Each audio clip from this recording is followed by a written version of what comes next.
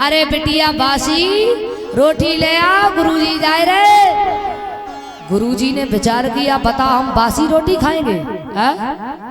अरे हम तो बिल्कुल बासी रोटी नहीं खाएंगे। बोले चेला कोई बात नहीं है, जिस दिन हम हवन करते हैं उस दिन हम भोजन नहीं करते, उस दिन हम व्रत रहते हैं। तो चेला ने विचार किया कि हो सकता है गुरुजी व्रत रहते हो, इसमें कोई शंका वाली बात नहीं है।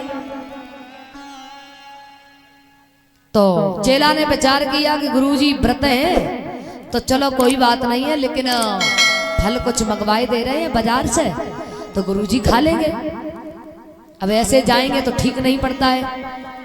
अपने बड़े पुत्र को आवाज लगाई, अरे लला सड़े बाजार चले जाओ, फल ले आओ। और ये आशीष यादव ये हमें नोटों के हाथ से सम्मानित कर रहे हैं। भगवान दीर्घायु प्रदान करें, प्रभु से यही कामना करती हूँ। गुरुजी ने विचार किया, बताओ हम सड़े फल खाएंगे? अरे हम तो बिल्कुल नहीं खाएंगे सड़े फल। कहा कि चेला जिस दिन हम हवन करते हैं उस दिन हम निखोटा व्रत रहते हैं, उस दिन हम कुछ नहीं खाते हैं। चेला ने विचार किया कि हो सकता है गुरुजी निखोटा व्रत रहते हो, चलो कोई बात नहीं। अब गुरुजी उधर से आए, पैदल पैदल बुजुर्ग हैं, अब इधर से भी पैदल पैदल जाएंगे तो ठीक नहीं लगता है।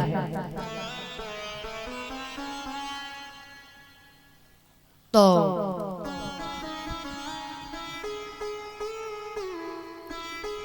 अपने छोटे पुत्र को आवाज लगाई, लला पंचर साइकिल ले आओ, गुरुजी को आश्रम तक छोड़े आओ। गुरुजी ने विचार किया, बताओ हम पंचर साइकिल पे बैठ के जाएंगे? अरे हम तो बिल्कुल पंचर साइकिल पे नहीं बैठेंगे। तो गुरुजी बोले, चेला कोई बात नहीं, हम जैसे आए वैसे ही पैदल पैदल निकल जाएंगे। अब गुरुजी जैसे आए वैसे ही चले गए। ना तो कुछ खाने को मिला और ना ही कुछ पीने को मिला, न कुछ बैठने को मिला। जैसे आए वैसे ही चले गए। अब चेला तो बार बार अपने बच्चों का नाम लेते रहे, लेकिन गुरुजी ने ये समझा कि ये शिष्य हमारा पता नहीं कैसा, ये हमारा अपमान कर रहा है। तो गुरुजी चेला के भाव को नहीं समझ पाए और चेला गुरुजी के भाव को नहीं समझ पाए, जैसे आए वैसे ही चले गए। तो महाराज नामों का भी बहुत बड़ा प्रभाव पड़ता है। तो नाम रखा है रुक्मिणी। कहा कि बड़ी सौभाग्यशाली निकलेगी आपकी पुत्री, बड़ों का सम्मान करेगी, बड़ों का आदर करेगी। इसका विवाह भगवान कन्हैया द्वारिकाधीश के साथ में होगा। और जो महाराज इतने वचन सुने हैं तो बड़े प्रसन्न हुए, ये तो बड़ी अच्छी बात है। तो नारद जी अंतर ध्यान हुए हैं, धीरे धीरे रुक्मिणी बड़ी होने लगी है।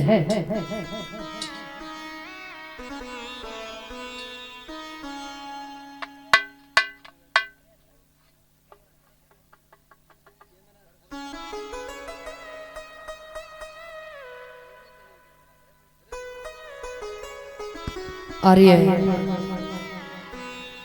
हर्ष यादव ये हमें नोटों के हार से सम्मानित कर रहे हैं। भगवान दीर्घायु प्रदान करें, प्रभु से यही कामना करती हूँ।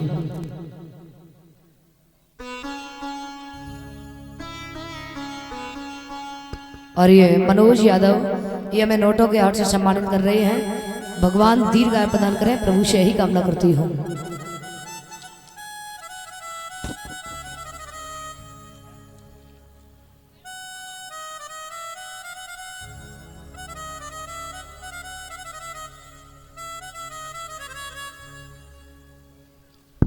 महाराज नारद जी अंतर ध्यान हुए हैं, इधर रुक्मिणी कुछ बड़ी होने लगी है धीरे धीरे। एक दिन एक संत दरवाजे से निकलते हुए जा रहे थे गुनगुनाते हुए कि ब्रजभूमि में हुआ है अवतार कन्हैया का, सौभाग्य है उन्हीं को जो दीदार सबरिया का। बोले ब्रजभूमि में भगवान कन्हैया का अवतार हो चुका है। और जो ये शब्द सुने हैं कि कन्हैया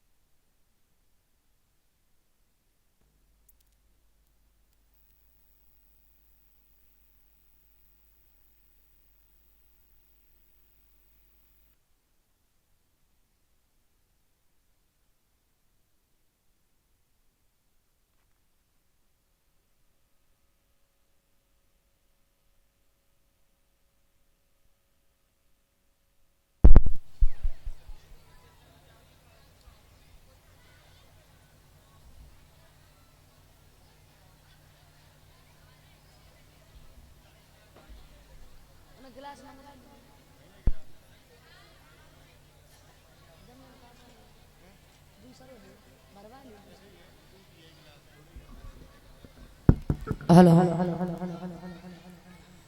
बोलिए वृंदावन में हरिलाल की।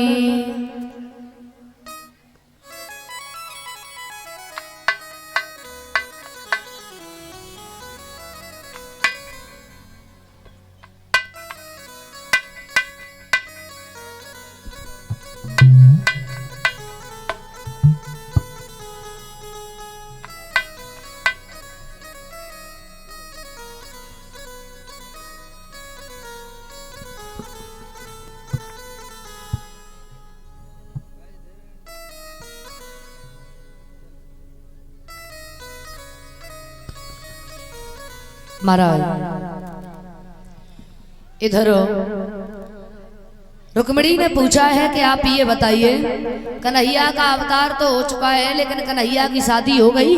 कहा कि कन्हैया के जो बड़े भैया हैं बलराम, केवल उनका विवाह हुआ है, कन्हैया की अभी शादी नहीं हुई है।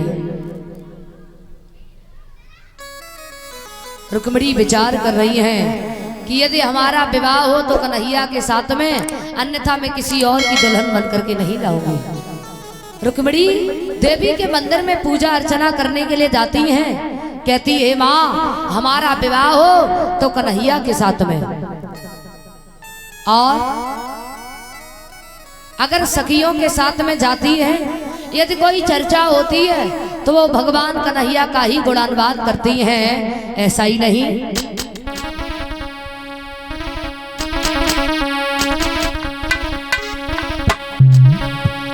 कि सोचने लगी रुके मेरे मन में और छी